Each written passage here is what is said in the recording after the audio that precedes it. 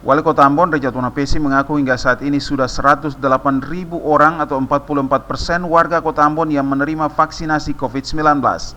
Capaian ini melebihi target nasional.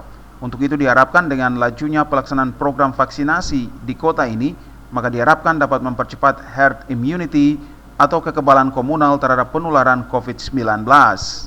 Wali Kota Ambon, Rejatuna Pesi menyampaikan hal itu dalam keterangan persnya via Zoom kepada wartawan Ahad kemarin.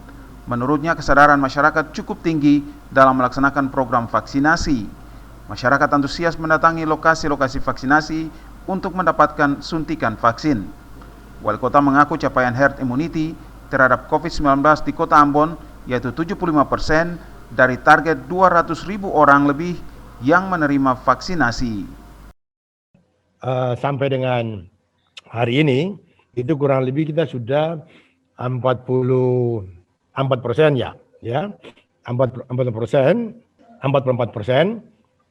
dari target produktif yang harus vaksinasi di Kota Ambon, ya.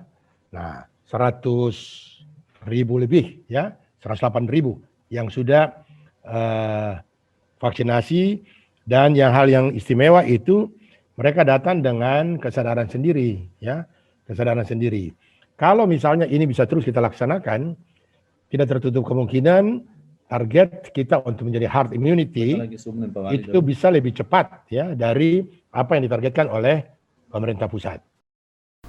Wali Kota berharap ke depan jumlah penerima vaksinasi di Kota Ambon akan terus naik hingga dalam waktu dekat akan mencapai target herd immunity.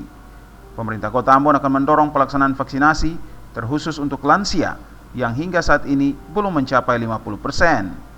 Untuk itu melalui upaya Kades dan Lurah, pemerintah kota dapat mempercepat vaksinasi terhadap lansia. Melki Latusawole dan Unga melaporkan.